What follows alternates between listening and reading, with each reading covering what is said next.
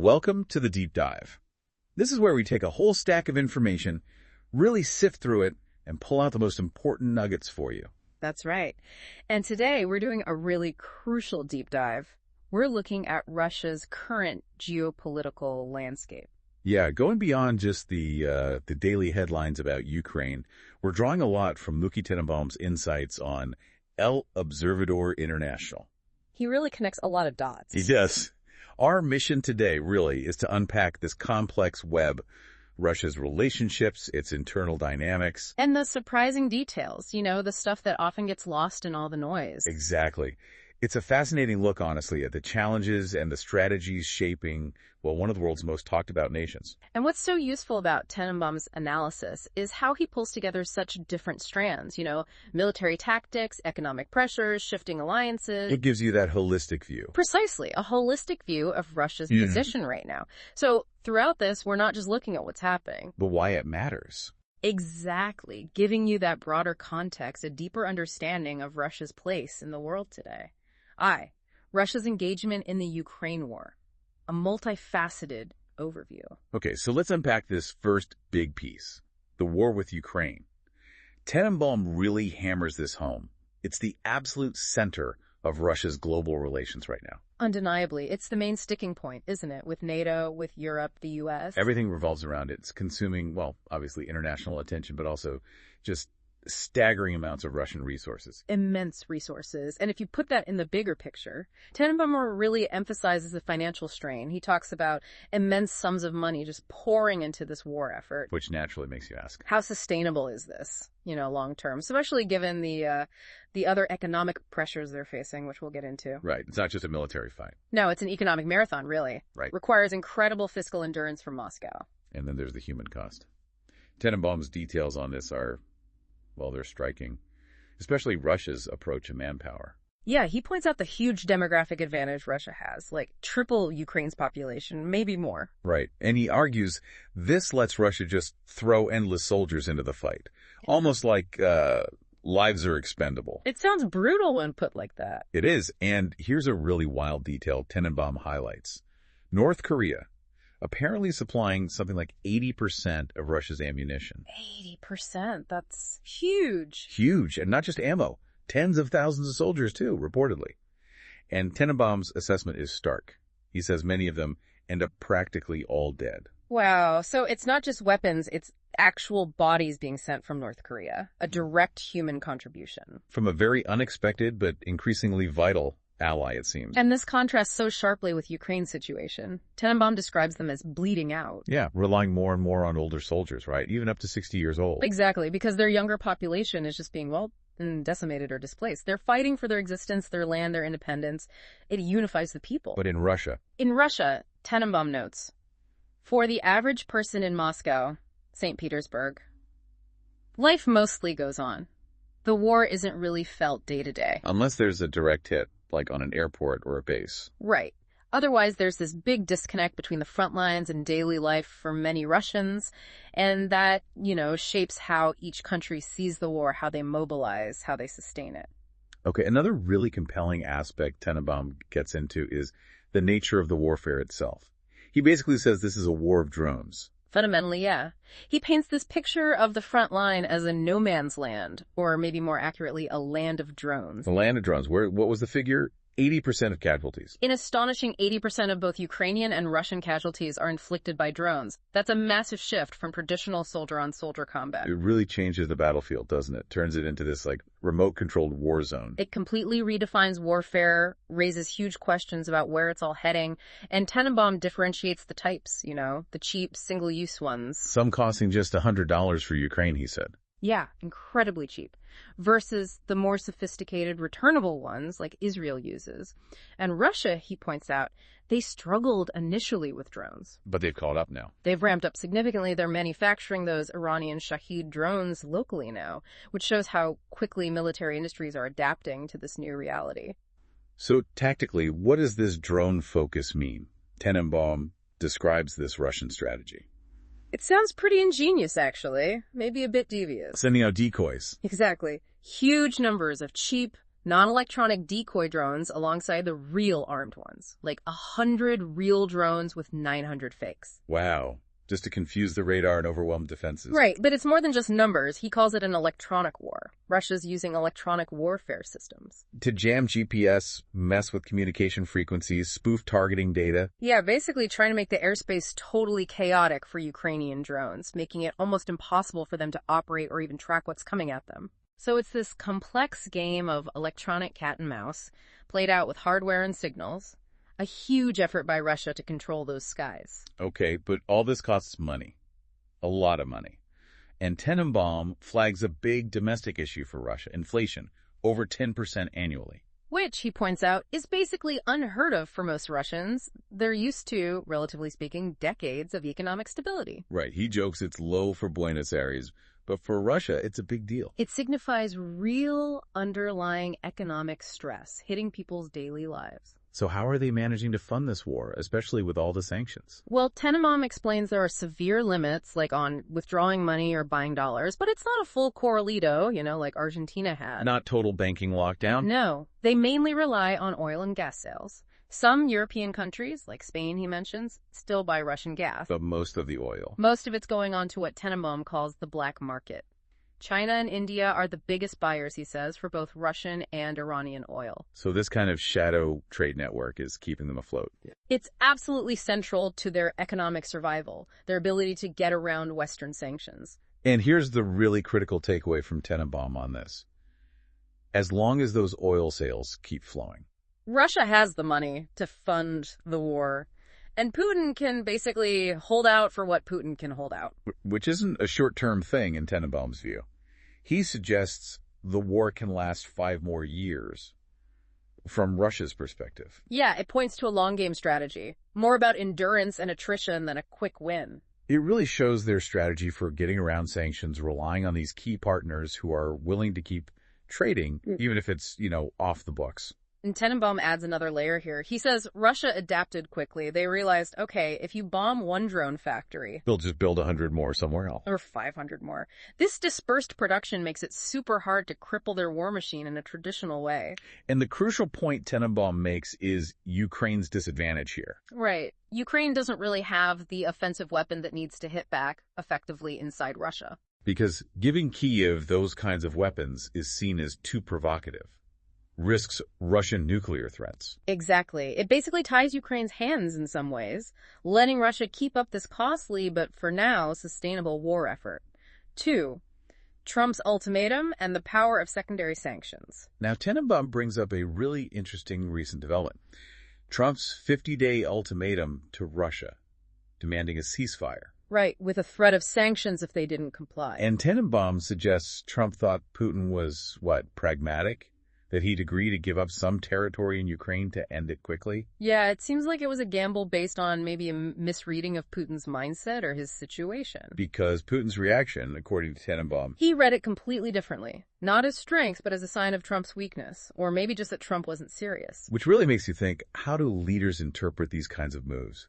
And the potential for miscalculation is huge. Absolutely. And Tenenbaum gives this really stark example. The heaviest bombing of Kyiv, lots of drones, big casualties, happened on July 4th. American Independence Day. Yeah. Tenenbaum calls it a direct, unmistakable snub to Trump, a calculated message of defiance. So how did Trump respond? According to Tenenbaum, Trump quickly fired back with a renewed threat, pointedly bringing up his past actions against Iran as proof he means business. Saying, look, I follow through. Exactly. And that 50-day deadline, Tenenbaum explains, wasn't random. No. It was strategically chosen. Time to run past the European summer holidays. When it's impossible to get anyone important on the phone. Precisely. Tenenbaum notes it's notoriously hard to get decisions made then, so it seems like a deliberate calculation, buying time while still projecting resolve. Okay, this leads us to something Tenenbaum really stresses, something that could be a game changer. Secondary sanctions. Yeah. He calls them the best and terribly effective. And it's not just about blocking direct deals with Russian banks or oil purchases. It goes way further. Much further. It casts a much wider economic net. Tenenbaum explains it means that any company, any bank, any country that does business with Russia gets cut off from doing business with the U.S.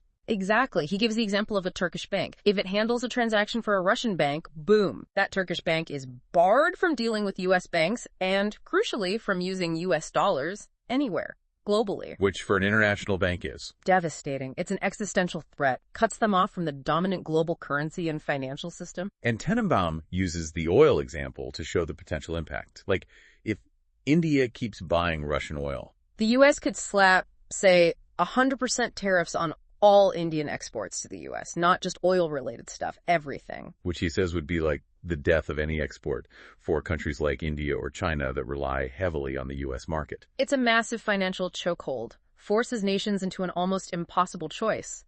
Stick with Russia or maintain access to the world's biggest economy. The leverage is immense. So how effective could this really be? Tenenbaum is adamant. He says it brought Iran to its knees. He compares it to basically blockading ports. Because without access to dollars or foreign currency? Russia would have to just print rubles like crazy, which, as he puts it, we know how that ends. Right, hyperinflation makes the currency worthless internationally, impossible to buy imports, cripples the economy. So Russia's only real options then would be to negotiate some kind of deal or face total economic isolation. And Tenenbaum speculates, maybe Putin's plan is to grab as much ground as possible in Ukraine within that 50-day window. Or maybe he just doesn't believe Trump will actually pull the trigger on something so drastic. Which, if Tenenbaum's right about the power of these sanctions, could be a very dangerous gamble for Putin. Third, Russia's shifting global alliances and conflicts. Okay, let's talk alliances. Tenenbaum paints a pretty stark picture here. He calls Russia an unreliable ally. Yeah, he asks that question, doesn't he? If you are an ally of Russia today, do you sleep peacefully? And his answer is a definite no, suggests a real lack of trust in Russia's commitment to its partners. And he backs this up with examples. Look at Syria. Russia propped up Assad, has bases there, but when the regime faced major trouble recently, Russia didn't step up. Tenenbaum says they conspicuously failed to offer strong support. Same with Iran. Russia defended them at the UN, supplied drones, but when Iran faced its own serious challenges... Russia did absolutely nothing, according to Tenenbaum. Right. This pattern, he argues, sends a clear message about how conditional Russia's support really is, often just based on self-interest.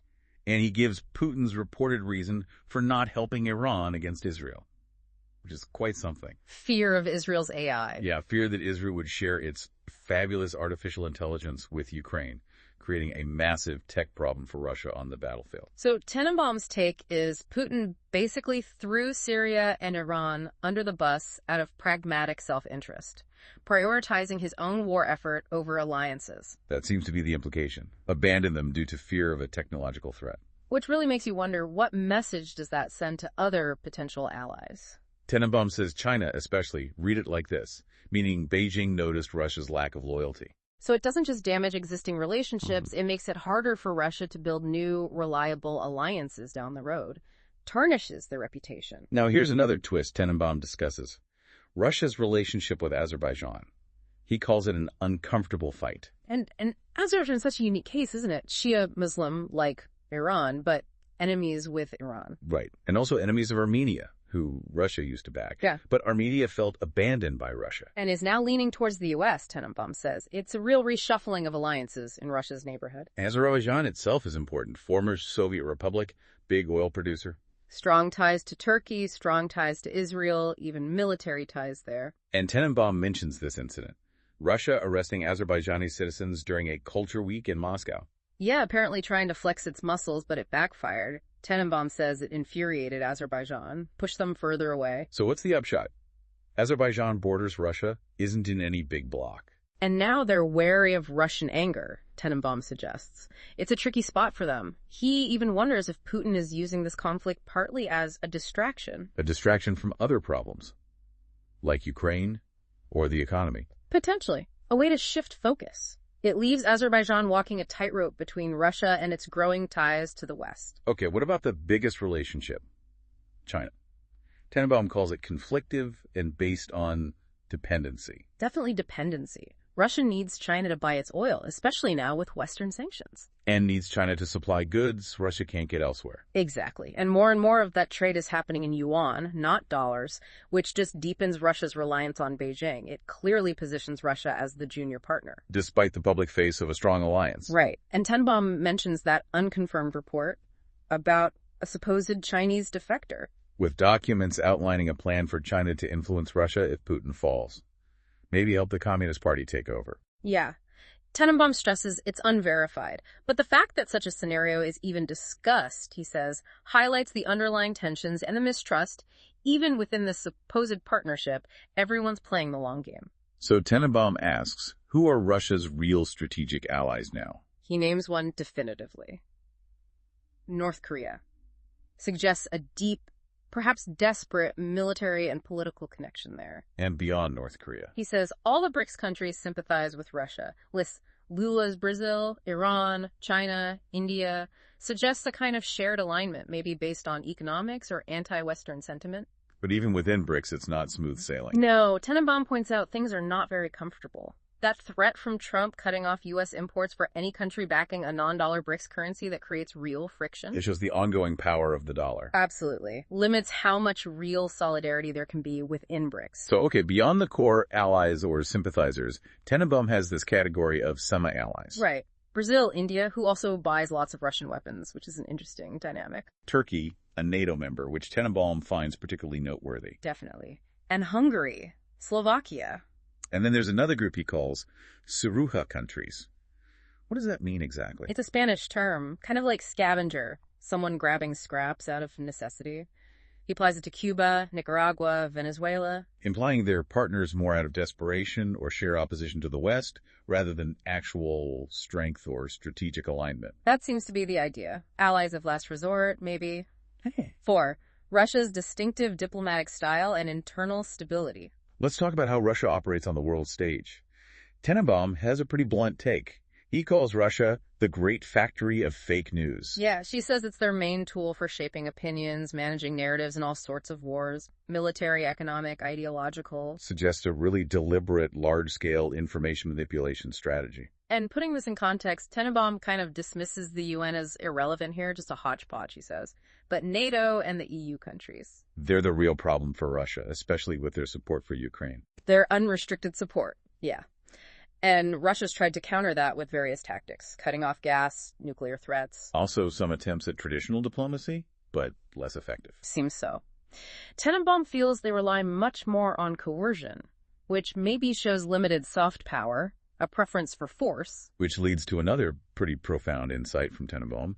He says Russians are not very good diplomatically. Describes them as stoic, hard. Mentions the thing about not smiling much in public, how it can imply madness or drunkenness in their culture. Right. And fundamentally, he says they believe in force. Links it to Thomas Hobbes. Yeah, the idea that in international relations, without a higher power, it all comes down to strength, coercion, might makes right, basically. And that shapes their whole approach. Seems to be Tenenbaum's view. Influence comes from demonstrated power. He also notes Russia's general absence from big international humanitarian aid efforts after disasters, unlike other major countries. Reinforces that sort of transactional view of the world. Possibly. Less about goodwill, more about tangible power dynamics. Okay, so turning inward, what about Russia's internal stability? Putin's grip on power. Tenenbaum cites dissident friends, independent press. And says Putin still has great support from the people. How? How does he manage that, especially with the war? Tenenbaum says Putin frames the war as deeply nationalist, demonizing Ukrainians, bringing up history like WWII cooperation with Nazis, alleged atrocities against Russians. And that narrative works? It resonates? Apparently so. Tenenbaum indicates it hits a nerve with many Russians, provides a strong basis for Putin's legitimacy, even with the war's costs. But the human cost is immense. Tenenbaum mentions casualty estimates from 100,000 official up to maybe 1 million. Yet he emphasizes nothing happens internally. No major public backlash. Because Putin runs the country with an iron fist. That's Tenenbaum's assessment. Suppressing dissent, controlling media, quick crackdowns on any opposition, the narrative stays tightly controlled. And Tenenbaum uses Chechnya as an example of Putin's strategic thinking, his ruthlessness. Right. After that brutal civil war under Yeltsin, Putin made this deal with the main Chechen mafia families. Gave each family a piece of the country, carte blanche to do whatever they wanted. Essentially, yeah. And according to Tenenbaum, that same mafia ended the entire uprising using their own methods. Stabilized things, but under Moscow's indirect, brutal control. Tenenbaum calls Putin a chess player, always thinking ahead.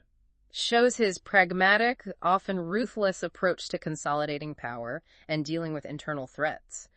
Tenenbaum also mentions Russia's diversity, all the minorities, republics, some physically very different, like in Siberia enduring those insane temperatures. Minus 70 degrees Celsius, he mentioned. Yeah, but despite all that diversity, the harsh conditions, Tenenbaum is convinced Putin keeps the people's support, a combination of nationalism and, well, fear. A battlefield of shifting alliances and complex realities. Okay, Tenenbaum also touched on Syria, though maybe less centrally. He basically says it's not close to Russia geographically, and just much less important for Moscow now. Less important than for, say, Israel or Turkey. Its main use for Russia now seems to be more as a place to poke the U.S. or Israel. Like a strategic outpost for projecting influence, or maybe just irritation, rather than a core ally they're deeply invested in protecting. That seems to be the idea. And Tenenbaum describes Syria now as just chaotic. A reunion of, 22 armed groups? A camp battle, he called it. Everyone against everyone. The civil war basically restarting. He thinks there's no solution in sight. And crucially, Russia won't want to get involved anymore. They're focused elsewhere. He even says Russia has effectively lost its influence there. Yeah, and that Iran, feeling abandoned by Russia, tried turning to China for support, but got nothing substantial. Just polite diplomacy. So it's just a region in total disarray, with Russia stepping back, leaving a vacuum. Exactly. A dangerous power vacuum, a highly unstable situation. Tenenbaum used the recent Israeli bombing in Damascus partly to illustrate this point, right? How Russia's selective engagement, or lack thereof, plays out. Right. He detailed the local complexities, Israel nearing a deal with Syria, a jihadist faction sabotaging it by attacking the Druze minority. A group highly respected in Israel. Exactly, forcing Israel's hand. But the bigger picture Tenenbaum was painting, using this example, was Russia's disengagement. Stepping back, letting these complex local conflicts flare up without really intervening. Precisely. Another instance where Russia prioritized its own immediate interests, presumably focusing resources on Ukraine, allowed a situation to spiral and further damaged perceptions of its reliability as an ally in the region. So Tenenbaum's conclusion on Syria is pretty bleak, just intractable conflict. Yeah, he sees no clear path forward, just a worsening camp battle, and Israel's only real option, he says, is damage control, just trying to keep the chaos away from its own borders. Yeah. Outro. So after all that, what does this really mean for you listening in? We've covered a lot of ground. From the sheer cost of the Ukraine war, both financial and human, to the, frankly, chilling new realities of drone warfare, the potential bite of secondary sanctions. Yeah. And Russia's complex, shifting, often unreliable alliances, plus that distinctive, force-based approach to the world. Tenenbaum's analysis really gives you a detailed, sometimes surprising look at a nation at a really critical point, navigating a world it often seems at odds with. And what's truly striking is how interconnected it all is.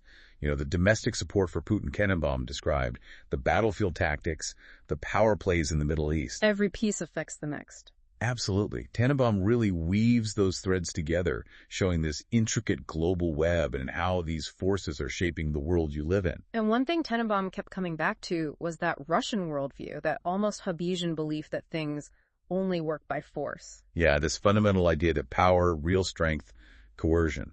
That's the only language that ultimately matters on the world stage. Which leaves us with a pretty big question for you to think about. Right. In a world where a major power like Russia seems to operate so openly on that principle, how does that change things? How does it reshape diplomacy, negotiation? What does it mean for international stability, for cooperation, when force is seen as the primary tool? And maybe more broadly, how should other nations, and how should you, as someone trying to understand the world, navigate this kind of landscape? What are the long-term implications for security, for the economy? Definitely a lot to chew on there. We hope this deep dive into Mookie Tenenbaum's observations has left you feeling much more informed. Thanks for joining us. Until next time on The Deep Dive.